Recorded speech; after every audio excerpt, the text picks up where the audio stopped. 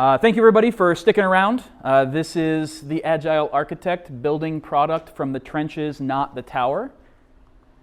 I'm Brandon. I have been in the software business since about 2005. Come on, it's perfect. Look at it. It looks just like me. I actually worked with a guy named Ryan Screen. I don't know if anybody knows him, but this is like the love child of Ryan and I, if ever there were one. So I sent him this image and we both got a nice laugh out of it. But yeah, I've been in software for about 20 years. Most of my career, I've found myself in a position of leadership. Whether it's been a tech lead on a team or later on in my career moving into the architecture realm to now what I do with Avature as chief engineer, I'm responsible for about a team of 80 to 90 engineers across 15 or so projects. Avature is based up in Omaha, Nebraska. We were a sponsor for Nebraska.Code this year. You guys probably stopped by and saw some of the crazy things we had going on. I hope you got some hats today. They're pretty awesome. Avature sponsors me to come out to events like this and several other of our employees to be able to speak, and so I really appreciate that support. I hope you guys also got a chance to stop by other booths as well, but definitely ours. It's always fun. Across those 20 years, I have been able to consult with a ton of companies. So many that they don't fit on a single slide, right? This starts to look kind of like a sponsor's slide, but really this is the kinds of folks that I've been able to work with across my career. These companies range from really small startups like Hunt Force over here, all the way to global monsters like Lockheed Martin and, let's face it, the Air Force. And I've been able to take my work with all those organizations and turn it into what I think is a pretty broad perspective of how people in our industry are approaching things like design and architecture in this agile world we all find ourselves in.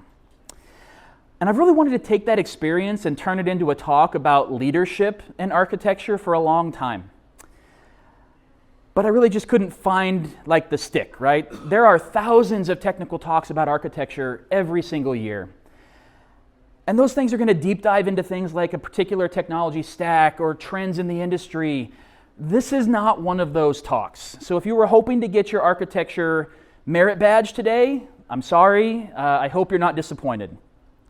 Today, I'm going to focus more on ways that we can work with our teams, with those agile development teams, and start to break the stigma that architecture's had in our industry for a long time, right? That ivory tower architect, the person who sits in their office and never comes out and issues commands from above, right? I'm going to do that by comparing leadership styles in architecture to leadership styles from the wizards from the Lord of the Rings, which I know sounds a little cheeky and you guys might be giggling. You're probably right, but I couldn't get this parallel out of my head the more I thought about how do I want to present this topic, and I think it's going to be a lot of fun. We were talking a little bit earlier. For me, one of the hardest parts as a speaker is to try to come up with imagery that really aligns with the message that I'm trying to deliver, right? I end up with lots of memes that just make the crowd giggle a little bit, which is nice. But I really like to help tell a visual story that goes along with the words that I use. And so Midjourney is a generative AI tool for building imagery. I bring this up because I know there's a big strike going on right now in Hollywood in a similar vein of using people's imagery without their consent forever and ever and ever. And I know how these algorithms work. So I hope we can all not be offended by some of that today and have a good time with this. If we have time at the end, or even if we don't, there is kind of a blooper reel of my experience working with this tool and some of the silly things and some of the dangerous things that it came up with. So if you're interested and want to stick around for a few more minutes, I'll kind of walk you through some of those as well. All right, back to wizards, right? Today we're going to take a look at the styles of two of the wizards from the Lord of the Rings and compare those to architectural styles or leadership styles that I see being applied in the industry today. The first of those wizards is Saruman the White. He represents that stereotypical architect, right? His home is Isengard, which is literally a white tower. He never is seen outside the grounds of those towers, very rarely even in the sunlight. Rather than get his hands dirty, he utilizes this magical device called a palantir to scry the world and understand what's going on from afar. That's basically his version of the Google, right? And based on that removed perspective, he issues those commands from afar and expects them to be followed. He relies on his vast experience to create a plan on such a massive scale that there is absolutely no way will fail as long as everyone does exactly what he tells them to. He does not tolerate pushback or new ideas. In his world, the beatings will continue until morale improves, and probably a little bit longer. But on the other hand, we have Gandalf the Grey. Rather than attempting to control everything, Gandalf focuses on putting together a well-formed, well-rounded, capable team that he plays a support role in. Now, it can be hard to think or understand what Gandalf sees in the people he chooses to join his fellowship, but each one of them ends up playing a critical role in overcoming the challenges they faced as a team along their journey. Gandalf even turns down the Ring of Power because he knows his own faults and his own tendencies, and that he shouldn't be the one with all the power in this team dynamic, right? Instead, he entrusts that responsibility to a team member that he sees as most likely to succeed, even where he might fail. And I know I'm not saying we should hand over responsibility for the one thing that can doom our organizations to the most junior team member on our teams, right? But that's kind of what he did. So I give him bonus points for, creativity and foresight, but also it was probably a little bit of luck, right? We shouldn't probably do that. Gandalf is often seen journeying right alongside his teams, experiencing what they experience and providing them mentorship in the moment. And that part that I just said is really critical, right? He journeys alongside those teams. He's not out front. He's not taking all the arrows for them, right? He's helping them grow. That's the kind of leadership style that I think we need in architecture in today's age of Agile. So with these wizards as our guide, we're going to go ahead and dive in here. We're going to start off by taking a look at what some of the most influential minds in our industry think software architecture is. And it's probably not going to get any more clear than it is right now, but we're going to go there anyway. Then we're going to talk through some of the responsibilities that architects should have when working in today's agile development world. After that, we're going to go through some things you can and should be doing as you interact in a leadership role from the trenches with those teams. And then we're going to wrap up by talking about your role outside the team and the ways you can and should be using influence within your organization. So let's get started. I really love this image. I hope I'm not the only one whose whiteboard looks like this beautiful mess of squiggles all the time, even on the walls outside the whiteboard, right? I love this image. All right, so what is software architecture, right? You guys might be thinking, Brandon, you're the one on stage, right? Like, shouldn't you be giving us your definition of architecture? Right, and like I mentioned before, what you're going to see in these next couple slides is that's a little harder than it might sound like. This is Ralph Johnson. He's the co-author of one of the most influential books in our industry in the past 30 years. You guys probably know this as the Gang of Four book. Johnson was asked in the early 1990s to be a reviewer for the proposed IEEE standard definition of software architecture. This is what they came up with. The architecture of a software system is its organization or structure of significant components interacting through interfaces, those components being comprised of successively smaller components and interfaces. I'm not sure what that means. I mean, there's no real meat there. It's a lot of big, fluffy words, but it doesn't help me understand what architecture is. And Johnson raised that same BS flag here. He argued that by this definition, every single person on a team would have a different understanding of what that system's architecture was. That problem gets even worse because most people who work on a complex system don't have it all in their head. They only understand small pieces of it. So whose responsibility is it to decide what is significant in determining these architectures? So he proposed a change. Software architecture is about the important stuff, whatever that is, right?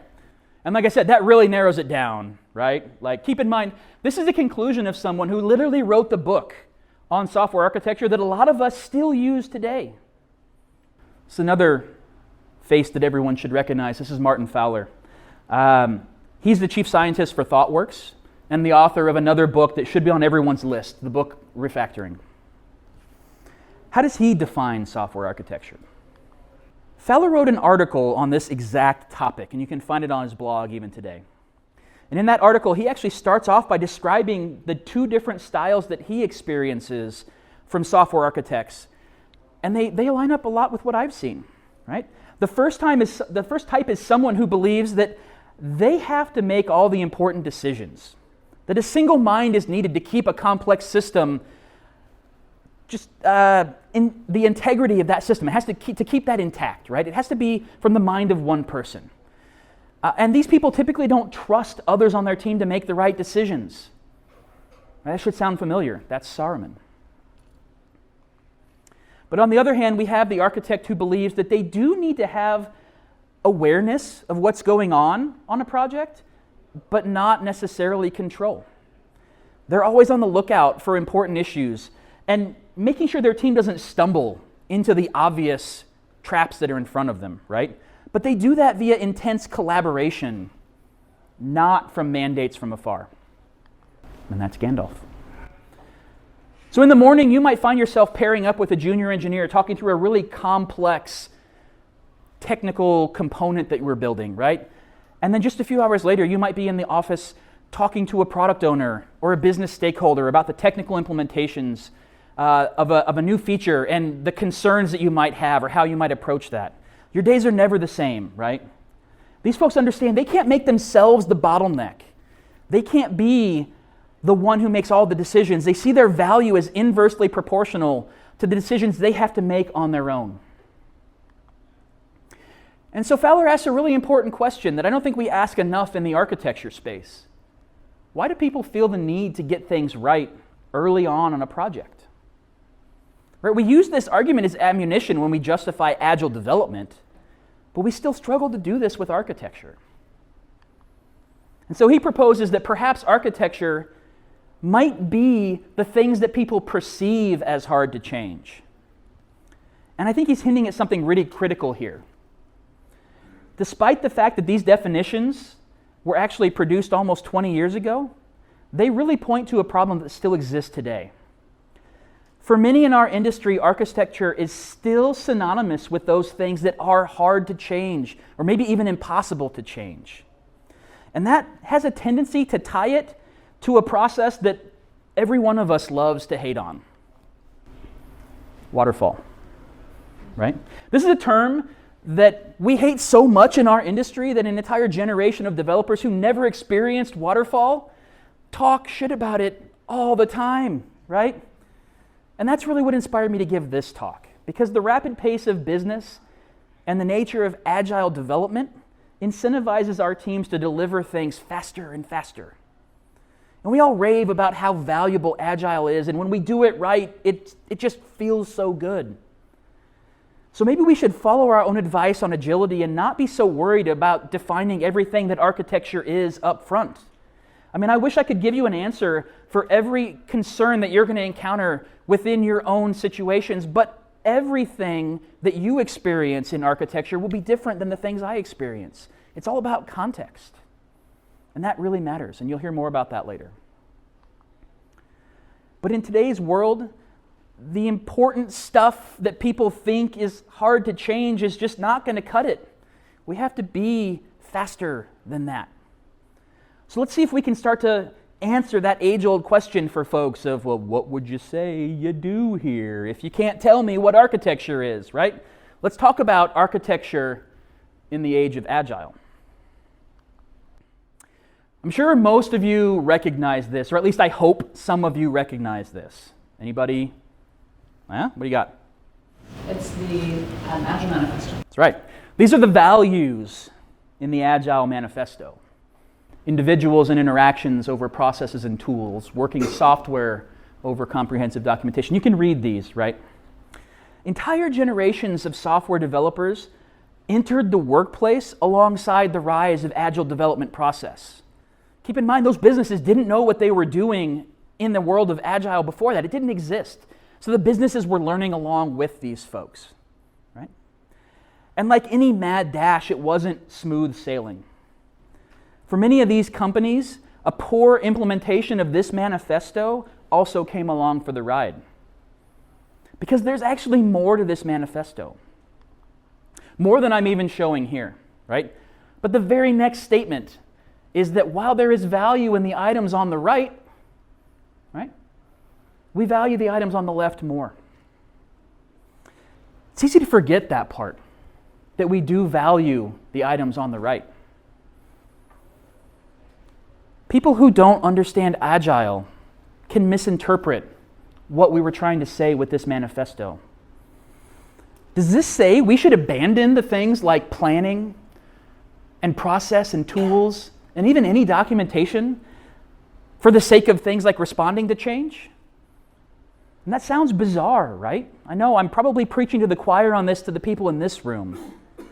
But while that sounds silly to you and I, the people making decisions about how our tech companies are run these days don't typically come from a tech background. So what's important is what they think this says. And so our teams start to get questions like this. What value is there for us to spend time researching a new approach for this feature? We've got a product that's been out there for years. Can't we just keep doing things that way? Why do we try out new frameworks or automate our testing process or our releases?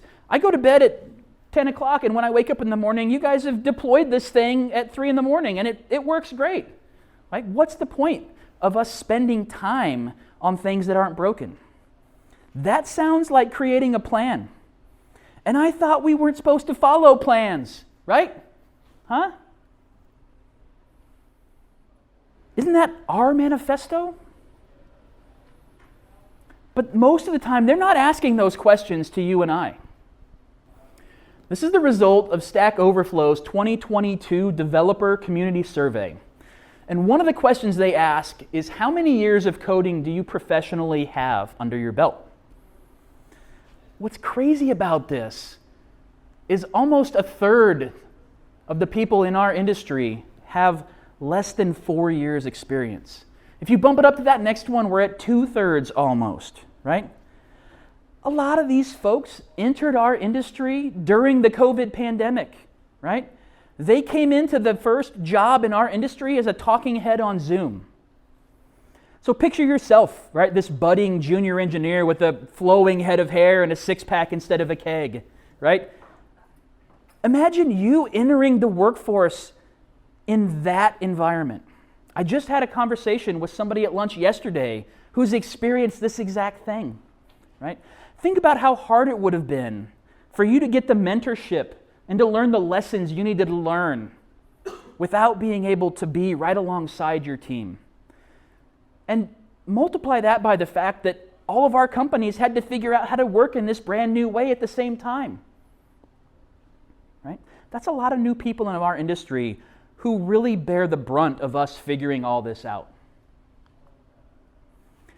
And that impressionable, younger version of you, that's the one that's getting those questions. So when that person is asked, why do we need to take a couple more days to research new frameworks, right? Do you really think that person would have stood up to that director and actually given them the answer that they need to hold their ground, right? Absolutely not.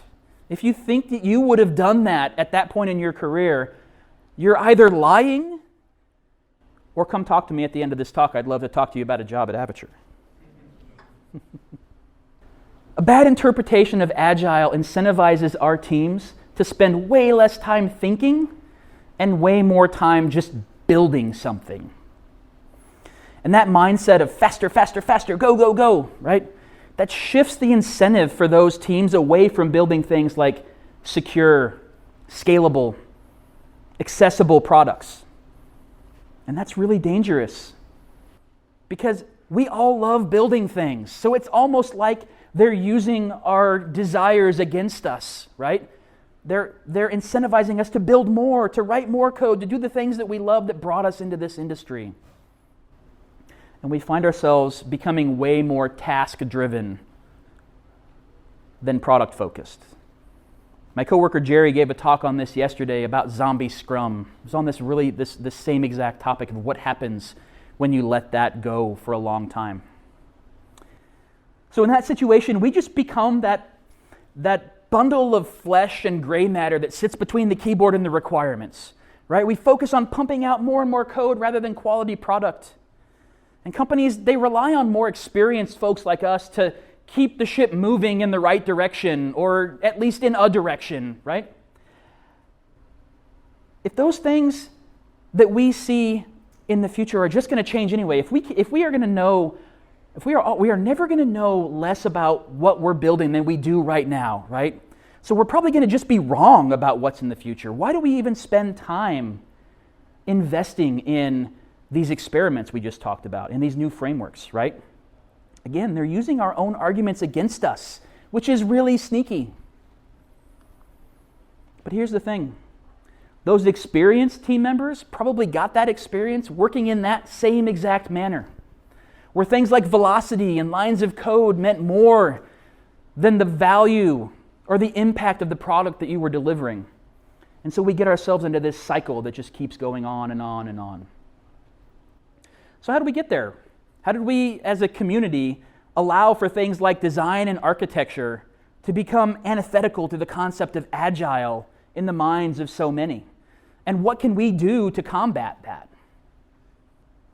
Well, we can start off by being the one person on the team who thinks like an architect. Many of us have been around the block a time or two, right? We've seen some shit, and it haunts our dreams, right? But we've also developed this thick skin and a keen spidey sense, and we can see things coming that others might not. That's your superpower.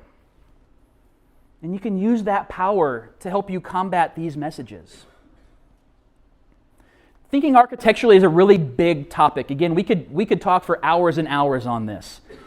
But I'm asked a lot, how do I dive in? Where do I even start if this is something that I'm not a 25-year veteran of the industry with? And these two books are the right place for folks to start.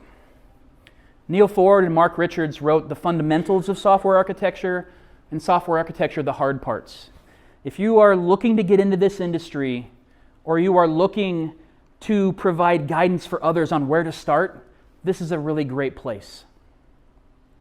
One of the first things that they talk about in this book is the importance of recognizing and analyzing trade-offs. And they discuss it that early for a really good reason. Right? How many of you had a situation like this come up even just recently? Right?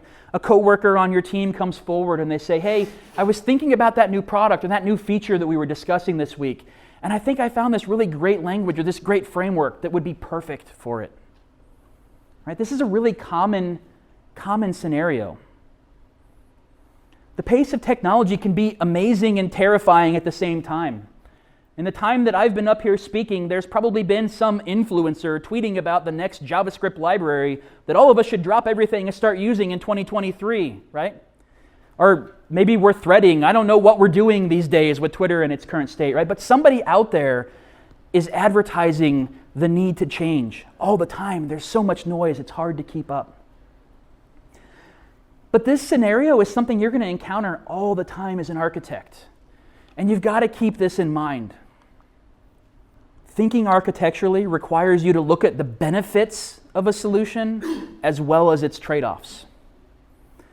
For example, microservices are so hot right now, right? Over the last 10 years, we've all been inundated with it.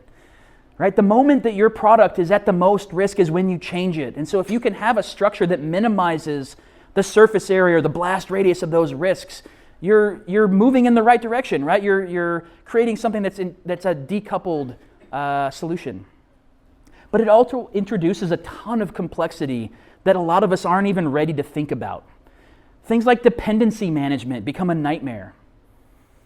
Functional problems like authorization and logging, or how we handle notifications, these things are harder to standardize, especially if you let those teams introduce new languages into the mix. If you're in a highly regulated environment, you're just adding more surface area that you have to expose to those auditors when they come a knocking, right? And the list really goes on and on. But these are the kinds of things that as an architect you have to keep in your mind and bring forward with your teams all the time. So when you have that developer who comes forward and engages you in this conversation, the first thing you need to do is slow down. Thank them for coming forward. It takes courage to bring their ideas forward. That's what you want from your team, right? So before you go any further, thank them for coming forward. And then, again, slow it down. Ask them what they're excited about that framework, and watch them light up and get really excited about why they came to your office or why they found you in the hallway to talk about this. And go there with them. But then ask them what they don't like about that framework or that language. Right? Because the answer to that question helps you understand if they're ready to have an architectural discussion or if they're just bringing something to the forefront that they're excited about but may not apply in your situation. And what an opportunity for mentorship in the moment, right? To engage in someone in something they're passionate about. That's being a really great architect in my mind and helping this person take the next step in their own career. Because everything in architecture is a trade-off.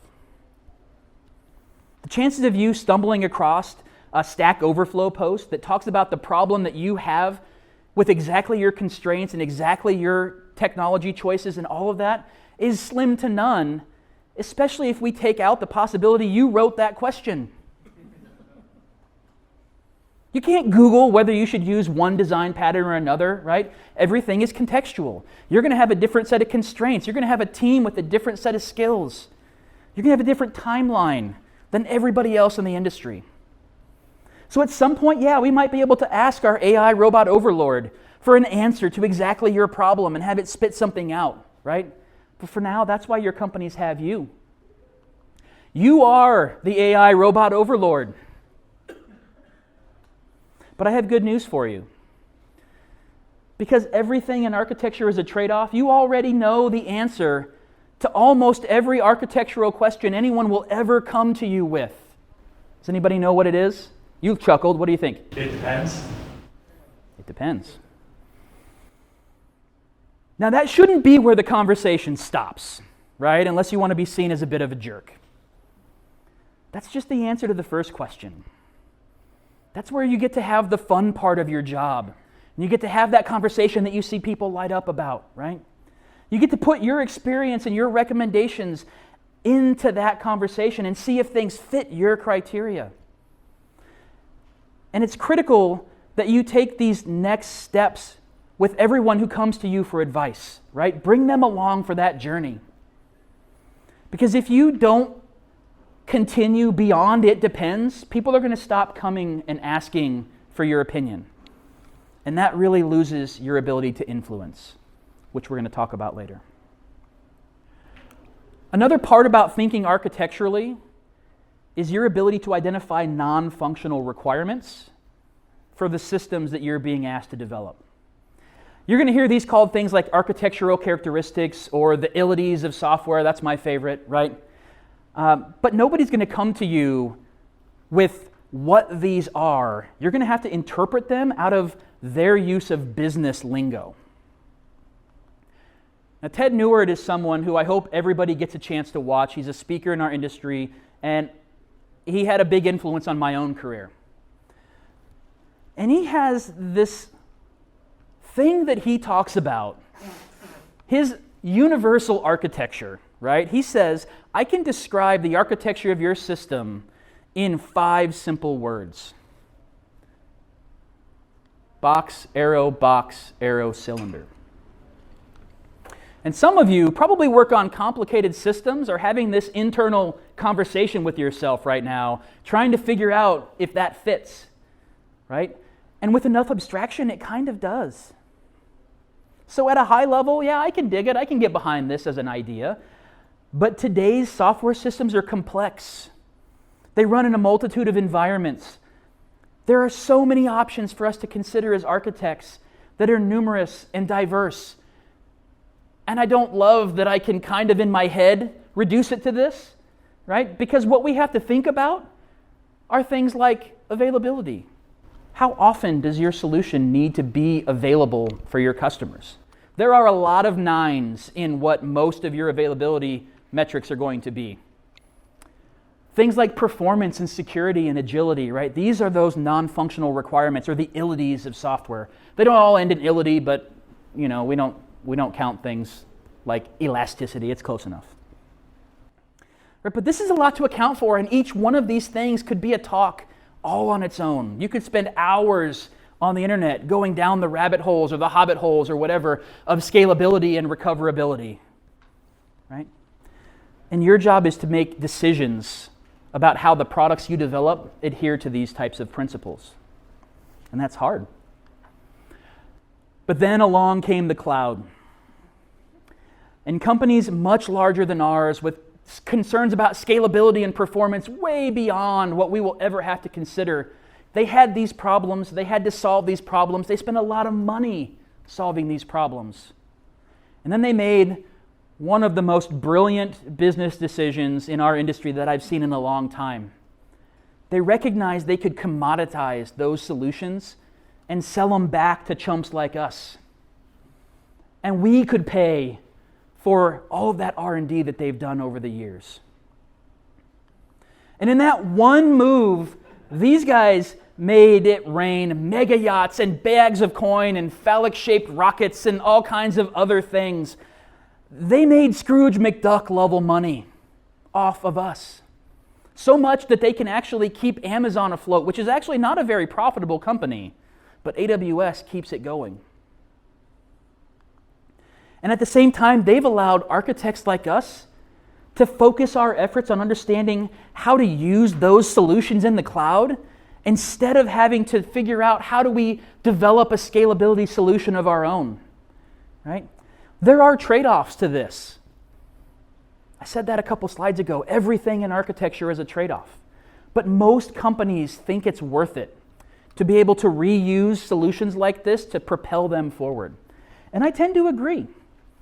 I am personally an AWS guy by trade. That's why there's a little smile in here in the cloud, right? But I've worked in things like Azure and Google Cloud and Oracle Cloud, and they're all pretty much the same in how they handle things like security in the cloud or what they offer in terms of availability and reliability. So as an architect, if you can learn how to build solutions in one of those technologies, you can speak intelligently enough about the rest of them to participate in architectural discussions. And you can help understand which of those platforms makes the most sense for you. Now, this next one is going to be a bit of a groan, or I get it, right? Software architects today need technical acumen as well as business domain knowledge to really be effective for our organizations. Right? Without that domain knowledge, how are you going to understand what problem you're even trying to solve? Some of you might be thinking, isn't that what we have a product owner for? Sometimes, right? But it's important that you understand the same kinds of things, the same why that they understand, because you both have a different perspective that you bring to these conversations. No one is going to be there to say, your system needs 5 nines availability, and after 24 months, we need to move all of this personal data into cold storage. Like, they're not going to use those words, right? They're going to use business language to describe their intent. And then you have to translate that into what that means for those illities of software. And so that means you have to dedicate a part of every single week focused on research and relationships.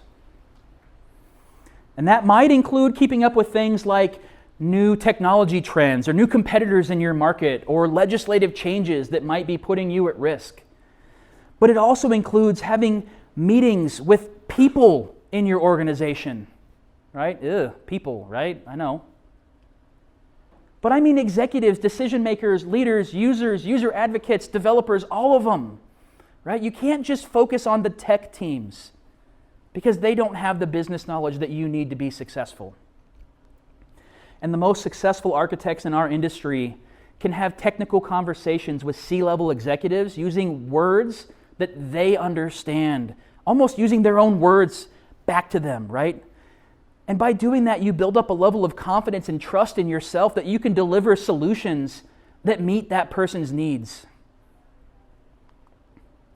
Now I'm going to cross the stream to space wizards here for a second. and say something that I think Yoda would have said. Confidence leads to trust. Trust leads to influence. Influence leads to impact. I didn't do the voice. It's not me, right? But in the end, that's what we're here for. Influence and impact. We want to have an ability to create a positive impact on our organizations and our customers. But we exist in this interesting space where it's more important for us to have technical breadth than it is for us to have technical depth. When we were engineers, right, we had to have a deep understanding of the technology we used every day in order to do our jobs. But for architects, it's more important for you to know a little bit about a lot and a lot about a little than for you to try to become an expert in everything, right?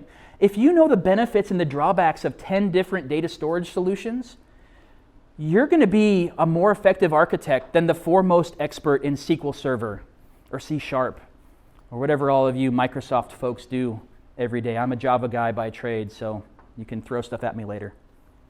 Right? But why is that? Right? Remember, everything in architecture is a trade-off. So in architecture, you'll commonly hear this concept being referred to as becoming T-shaped. Ted advocates for this in the development space as well. He talks about the idea of becoming a polyglot programmer. Say that 10 times fast. Right? This is a person who knows and is able to use several languages. Sometimes this gets confused with that mythical full-stack engineer that I'm still waiting to meet. Right? Someone who has a depth in all of the things that we have to deal with as developers these days. They're very rare. But having an understanding about the benefits of more than one language is going to help you choose the right tool for the job when the moment is right. And that makes a lot of sense. The real skills, the things that differentiate great programmers and architects from poor programmers and architects, are not language or framework specific. An effective architect is a generalizing specialist. If you attended Adam's talk yesterday, he talked a lot about that concept. And so what does it mean to be T-shaped, right? Look at me, I talked about the keg. I'm not T-shaped, I'm more O-shaped at this point in my career. Well, let me show you. I'm going to take you on a very abridged journey of my own to becoming a software architect. So I started out, like I just said, as a Java guy. I did primarily work for the first few years of my career developing RESTful APIs with Spring and struts and all of these old Java terms that we all curse these days. But very quickly, I found that I had to broaden my skills, that I couldn't just be an API developer forever. And so I had started getting tasks that required me to build things that had a visual component, and I had to learn JavaScript and jQuery at the time. And I had to start automating our build process. And I'm not talking about the CI/CD we all know and love today. That didn't exist back then. I had to create XML files that described what we wanted the compilation steps to be, right? And automate some of these things. And then the front-end work really started to take over. And my depth in JavaScript started to grow. Now, I still had that depth in Java. I still continued to do automation, but suddenly continuous integration started to become a thing. And that label changed. And I started to explore the cloud. And then quickly, I got really into the cloud. And I added things like Azure and AWS and security and TypeScript and all these things, even some C# in there, right? But look what happened to Java. That thing that used to dominate my background is now just a small subset, right? That experience never goes away, but it's been a few years. I know the benefits of Java as a programming language, but I'm not an expert in it anymore.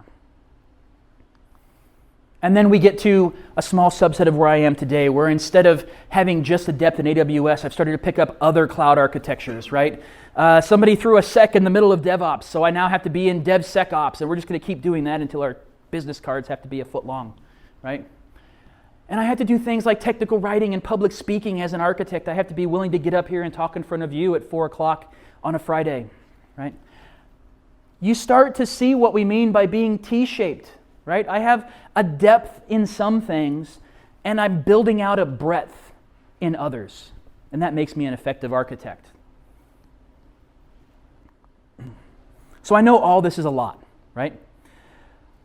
There are not going to be enough hours in the day to get everything you feel like needs to be done off of your plate. As soon as you pull 2 or 3 things off the top and get them done, 5 more are going to enter on the bottom, or hell, maybe right on the top of that stack, right? So sure, put out the brightest burning fires yourself. But you also have to recognize that you can never accomplish alone as much as you could if you had a team that was ready and capable to tackle some of those challenges that only you were qualified to tackle today. And this is really what I admired the most about Gandalf. Right? Gandalf never used his powers when he didn't have to. He let those on his team grow and use their skill sets to accomplish almost everything throughout the journey of those books. Right? Yeah, he stood in front of the Balrog. That's cool, right? You got to do that sometimes. But he built people up. And that's what I mean when I say leading from the trenches. So as we explore this leadership style, I want to start at the beginning of the product lifecycle, right? Because everybody loves the first few months of a new greenfield effort. It's still got that new project smell, right? The sins of the past, the things that you did at 2 o'clock in the morning to restore service a few years ago and then really wanted to forget about, those things haven't crept back up to bite you yet. But from an architecture perspective, I find this phase really boring. Because yes, each problem and each project is a unique little puzzle that requires a combination of those abilities we talked about. But almost all of these projects start with things like authentication and authorization and logging and where are we going to host this thing and what tools are we going to use. And then we need an API and a UI or two, right? And all of that. That's not the stuff that gets me excited, that keeps me up at night, and it's certainly not the stuff that gets me up in the morning. The kinds of problems that I yearn to be a part of are the kinds of problems that my team isn't even ready to handle today. But every great developer that you know got there by solving problems they were unqualified to solve until they actually did it. Right? That's the moment we should be shooting for ourselves and for our teams. Finding that next challenge that keeps us all growing and pushing our limits. Investing in ourselves and those around us. And I've got some great news for you, right? The needs of your business today are not going to be the same as the needs of your business 5 years from now. They're not even going to be the same as the needs of your business 2 years from now, right? Some of you are going to get back to your office on Monday and have a whole bunch of problems waiting for you, and you were only gone for 2 days, right? All of these are opportunities. These chances might come sooner than you think. So how do we prepare ourselves for when those moments inevitably arrive, right? Well, let me start off with a really simple question. Given that pace of business and the need for us to deliver faster and faster is not going to slow down, why do we keep thinking that our architectural decisions, the things that solve the problems of today, are so damn immutable? Is it because it's really expensive to develop product? I don't know, has anybody seen the cost of your team for even a month? Right? If you have, it probably made your heart skip a beat a little bit. It's really expensive to do what we do. And so I get it. I wouldn't be employed in this industry for a long time if I kept saying we had to throw everything away and start over all the time, right? We've got to be designing systems that can evolve at the speed of business. And I don't mean designing something that I can just keep bolting stuff onto and end up with this weird amalgamation after a few years, right? Nobody wants to deal with that. No, I mean our architectures themselves should be able to evolve at the same pace as our business requirements. And that might sound scary to some of you, and it might sound laughable or impossible to others, right? It's certainly not something that just happens overnight. This is a long-term investment. But designing evolutionary architectures, again, that could be a 5-hour, an 8-hour session that we do next year on a Wednesday, right? Because there's so much that goes into it. But there are a couple things you can be doing even today to make the architectures of your systems more capable of evolving with those business requirements. Just remember, we're playing the long game.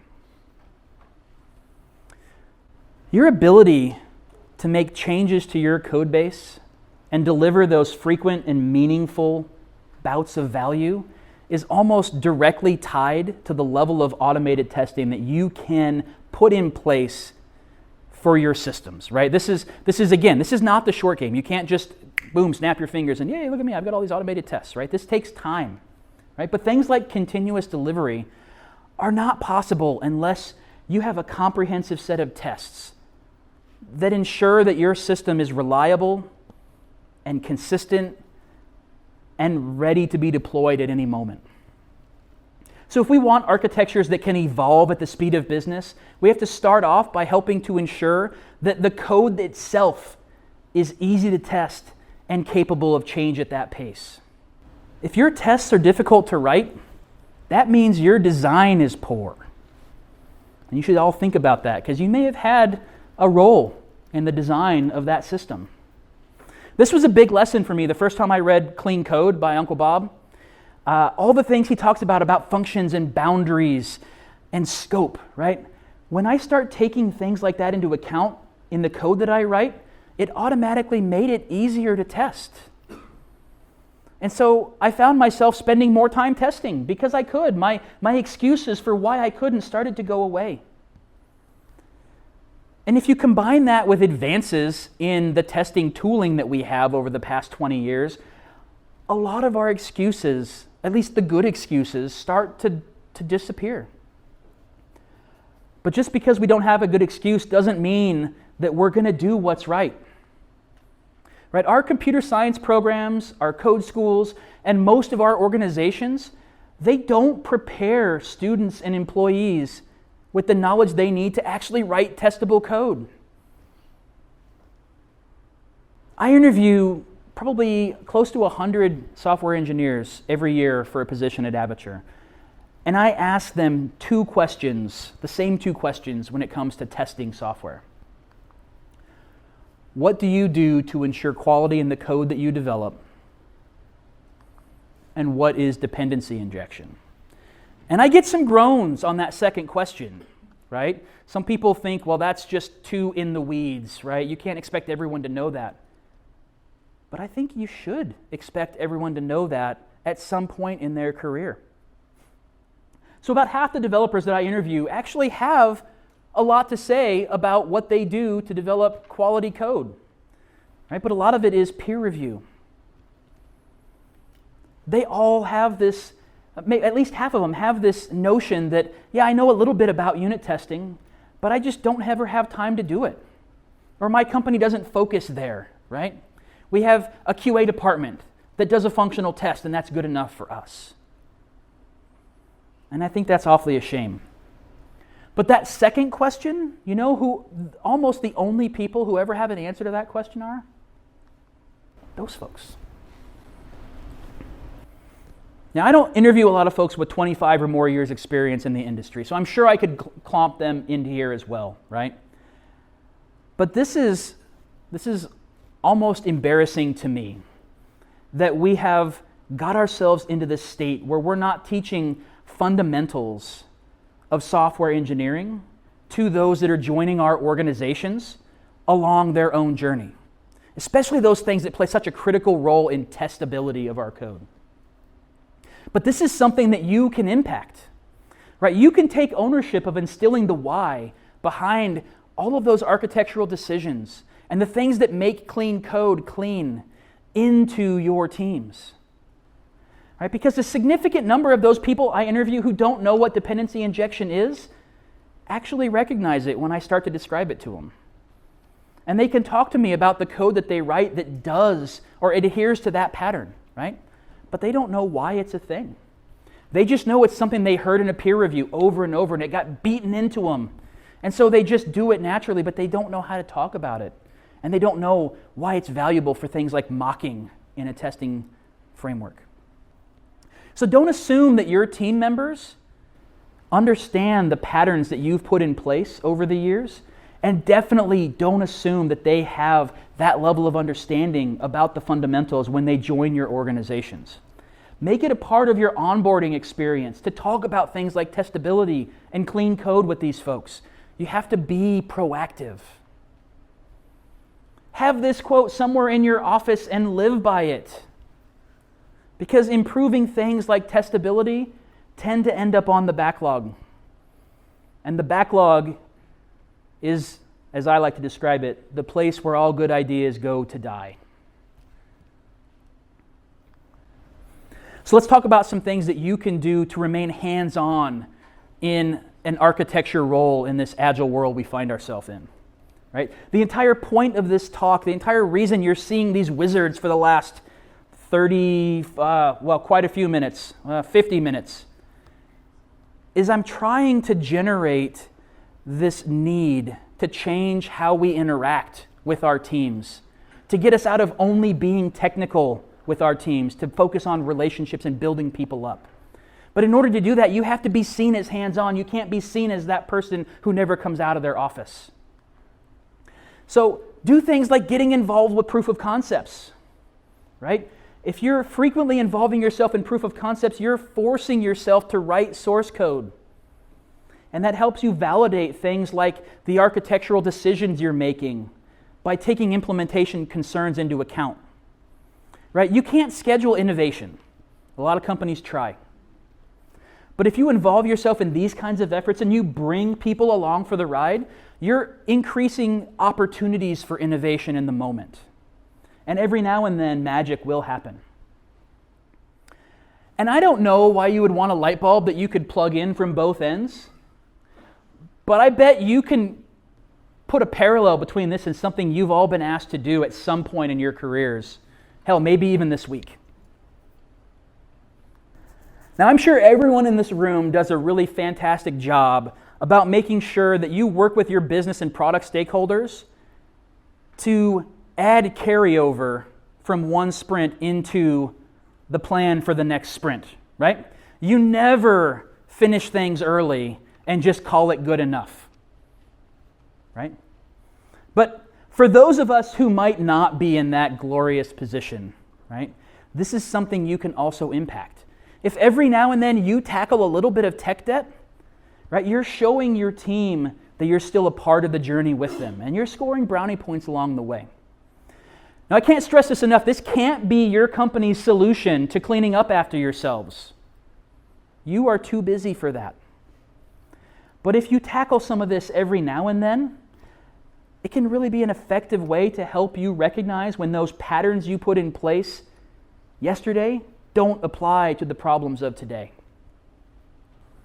Spend some time looking for things that can be automated. I couldn't get a good wizard automation thing, so we get this. Right? Not everyone has an army of automation engineers that are focused on diligently doing this for you. Right? Most of us don't. But there are almost an unlimited number of problems that we can apply automation to and make the day-to-day lives of everyone on our team just a little bit better. And over time, it can be a lot better. It lets those engineers focus on things that humans are good at and lets the machine focus on things the machine is good at. Pairing is still one of the single most effective ways that I've found to provide mentorship in the moment, but it's kind of still a little, icky in the minds of some in our industry, right? Organizations that practice pairing, they report things like more efficiency and a higher code quality, stronger, better relationships amongst people, and more code ownership of the products they develop. But those things are really hard to quantify. Right? Those are very qualitative metrics. And there's not a lot out there in industry that's talking about this, which is really a shame. But if you're looking to incorporate those continuous delivery paradigms where you're pushing out, 10, 20, 100 or more changes every single day, you can't wait for that senior engineer on your team who's already overworked to have time to review every single change. And what's awesome about this is you see benefits from pairing regardless of the combination of pairs. So if you pair a senior engineer with a junior engineer, you're focused on reducing that feedback cycle, right? We can catch things like not adhering to architectural concerns or logic errors or a lack of testing in the moment. And we can mentor these folks into doing what's a little bit more right. This is essentially getting rid of that peer review step, right? And doing it along the way. Pairing between juniors gets you almost those same exact things. But these folks don't have the baggage that we all have after having been beaten down in this industry for 20 years, right? They don't have the biases that we come to the table with. And so they're more willing to explore new ideas. And that's awesome. And this one gets people to scratch their heads. Because I don't have an army of senior engineers at my disposal. Why in the world would I put two of them together and have them work on the same thing at the same time, right? But it's interesting because these senior engineers are typically the most efficient pairs. You would probably think that. But they're also really opinionated. And they're willing to question and explore the impact of change right alongside one another. And they can do it really effectively and efficiently in the moment. Now here's a caution. And this is probably obvious to some of you, right? Those opinions they have are pretty strong most of the time. So you got to use that golden rule here, right? And if you've got someone who's a bit bullish on your team, you might want to provide them a little mentorship of your own before you start pairing them up with other seniors. But remember, this is an investment, right? Don't expect immediate ROI from pairing and don't advertise immediate ROI from pairing. Again, we're playing the long game, right? There will be a phase where you see the productivity of these groups dip a little bit. But the good news is pairing doesn't result in things taking twice as long. You can expect a 10 to 15% increase in time to done for any given story once you get this process rolling, right? That's way less than 100%. And that's the fear that a lot of people who are anti-pairing bring to the table. Now the shame is we don't have a lot of quantitative metrics, like I talked about before, that show them what they're getting for this, right? But what you should start to see is, again, better relationships amongst the team. More willingness to work together, a more quality product, fewer defects in production. And over time, those things become quantitative for you. And you can use them to justify this change. One common mistake that people in technical leadership make is assuming that humans are rational beings that make decisions using things like data and logic, right? And so we do our research and we craft our arguments and we generate beautiful charts and graphs and long plans of attack. And we're confident that that those words that we're using are going to be persuasive to those around us because we see ourselves as logical and rational beings. And so we get up there to make our pitch and we bomb, right? And our beautiful charts and our elegant arguments, they don't make the impact we expected. Because it turns out nobody cares that you can reduce the size of your code base by 200,000 lines in 6 short months, right? They heard code in 6 months and then you turned into Charlie Brown's teacher and you started going wah, wah, wah, wah, wah, right? Because data doesn't change behavior. Emotion changes behavior. And this is not something we're all typically good at, right? So as often as possible, you have to relate your recommendations back to a deeper why. It's the reason you need that business domain knowledge. You need to be able to speak in their language, right? And this is where that investment in remaining hands-on, it gives you an ability to empathize with the challenges your teams are facing, and those relationships you're building on the business side give you that same level of empathy for what their concerns are. And then your job is to merge those two worlds together. Craft a message that resonates with what's keeping the business folks up at night, and they're going to be way more likely to give your ideas traction.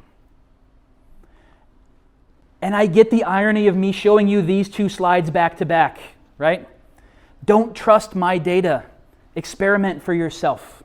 Determine if something like pairing is right for you. It might not be.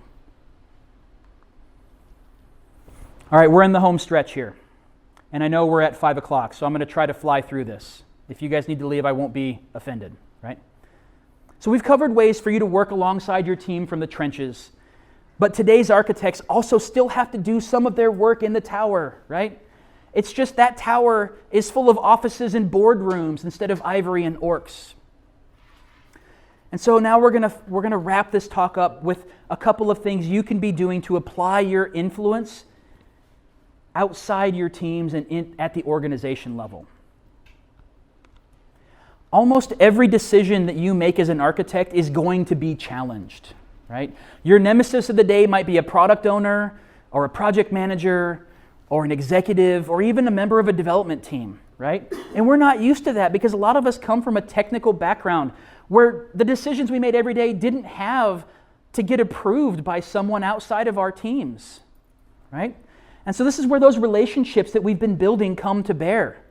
Because when colleagues see you as Brandon and not just a software architect, they're more apt to take what you have to say to heart, right? Even as a consultant, I've had CEOs of global companies tell me if I ever had an idea I wanted to throw their way, they'd put me on a plane to Chicago and hear me out. And that's awesome, right? I call that getting a seat at the table. Your job is not to be a decider of all things. Your job is to be in the room when those decisions are being made. Because oftentimes you're the only person with a technical background that's in that room. And you have to be comfortable speaking up and sharing your experience. And if you've invested the time that I recommended, building those relationships, there will be friendly faces in that room with you. And they will be interested and encourage you to speak your mind.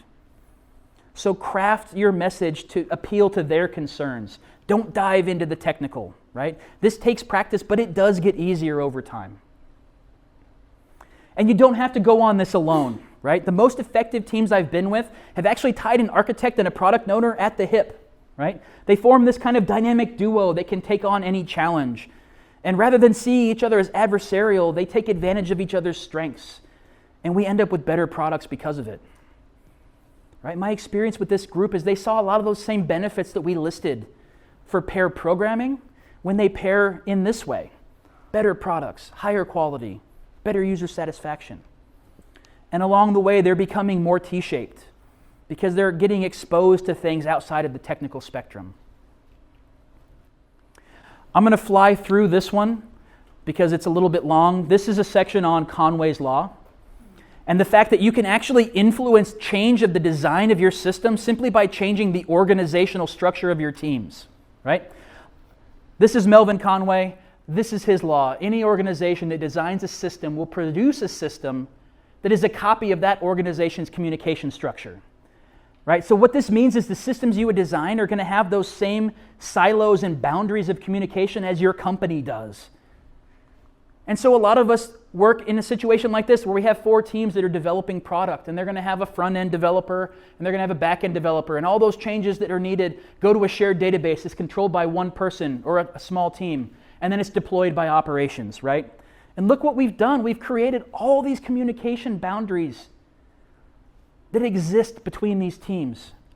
So what happens if a change that team A needs conflicts with a team C need, right? Who's going to catch that? And when is it going to be caught? And so you end up with something like this. Instead of working on a common application with a common API, you develop 4 applications. Each of them has a custom API, and yes, they use that same database, so they build this core library that becomes this Uber library, right? But those same boundaries still exist. So how can Conway's Law help us in this situation, right? Well, it turns out we can actually create stream-aligned teams that have those same client and API devs on them, but give those teams ownership of their data choices. Make them responsible for actually the deployments of their systems, right? You're reducing a lot of those boundaries and bringing them internal to the team. And those skills are being learned by others, and they're becoming more T-shaped along the way, right? This is actually almost the pinnacle of Agile development because we're building these teams that are self-forming, self-serving, right? They own the product that they're delivering.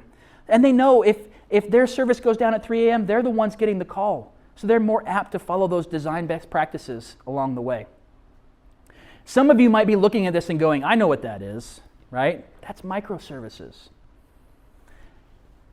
I don't think that's exactly true. I think the microservice architectures probably came into to explode the way they did because they're seeing the benefits of self-forming teams, not the pattern itself. There are good things about the pattern, right? But there are better things that happen with the teams. If you want to know more about this, is just one pattern. Take a look at this book, Team Topologies. It came out just a few years ago. It's a great read. It's a short read. You could do it in a quick weekend. Awesome stuff. And finally, be a champion for things like professional development within your teams and your organizations, right? If you're going to be able to take on those more difficult, scary challenges, you've got to be investing in growing the people on your teams today, right? This is especially true in the job market that looks like it did earlier, where most people coming into this industry are not going to be senior. There's a huge competition for those folks, especially in the Midwest. The coasts are coming for them, right? And they can recruit them with things that we can't give them in this part of the country. And so finding ways to grow from within is critical, right? These aren't easy conversations. It's hard to convince someone at the business level to invest in people over features. But this is where that seat at the table comes in. Because you can influence change in things beyond the technical. It can also be hard to communicate the value of this to those people on those teams as well. Because professional growth is by default stretching your boundaries, right? It's going to be uncomfortable. And nobody wants that. They're going to want to go heads down with their headphones on, jamming on the code because that's what they love to do. It's their passion. But by normalizing investment in people within your organizations, you're giving them permission and an ability to recognize it's okay for them to take a breather now and then and invest in themselves. So we do a couple things at my company to try and help with this. One of those things is we have, every 2 weeks, we do a thing called lightning talks. A lightning talk is less than 10 minutes and it's on a topic of anything you want to share with the group. What are you passionate about, right? Sometimes those talks are technical. It's a great opportunity for me as an architect to get up and talk about 3 ways to improve accessibility with this JavaScript framework, or here's some things we can do in AWS for availability concerns, right? I can go deeper with the crowd, but I can customize that message based on who's there. But our most popular sets of lightning talks are actually on dinosaurs of all things, right? Because it's people sharing their passion. Communication is a critical skill for everyone in our industry. Most of us are introverted by heart. So getting them past some of those fears of public speaking by doing it in front of a friendly audience is key. And learning clubs, right? Create groups of 5 or 10 people that want to learn something together. These can be books, training classes, all kinds of things.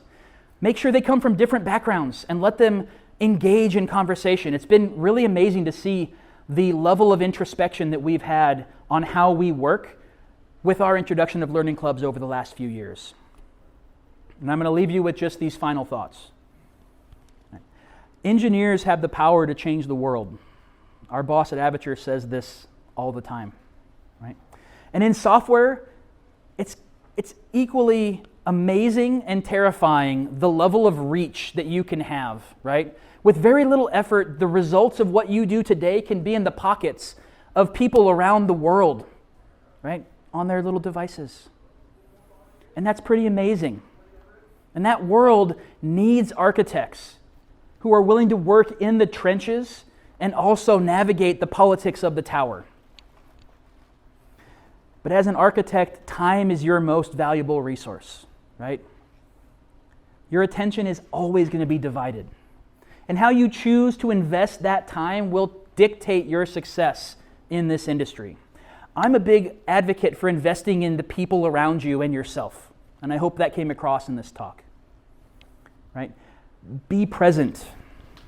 Work alongside those teams as a peer, as a coach, as a mentor, right? Not as an overseer. And together we can break down the stigmas of the ivory tower architect. I'm really honored you guys chose to invest a little more of an hour of that precious time with me here today. Thank you guys so much.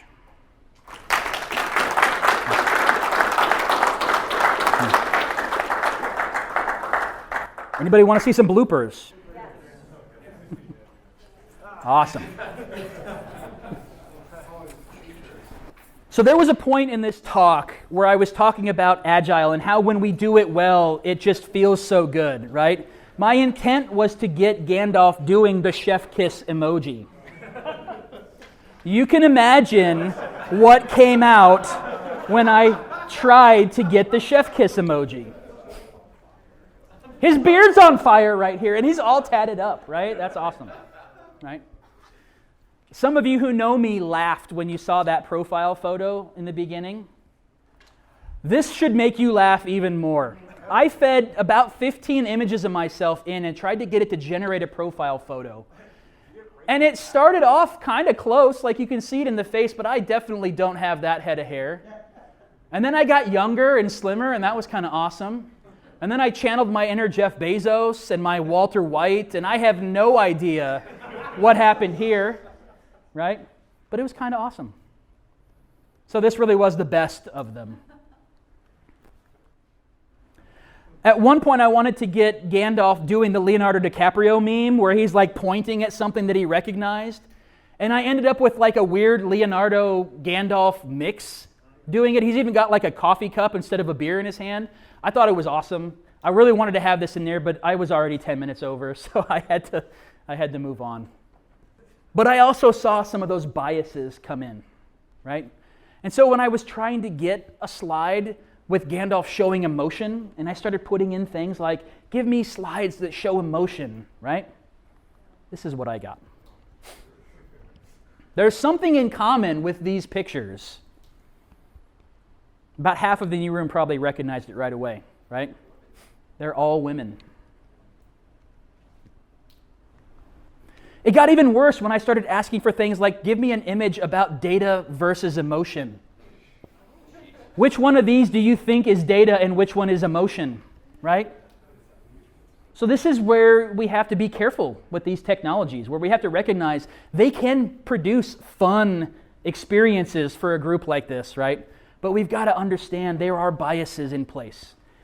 Now, this whole talk was a bunch of white wizards, right? And that's appropriate because of the Middle-earth theme, right? But that's another thing I was really cognizant of, is I'm not getting a lot of diversity in these images that are being generated.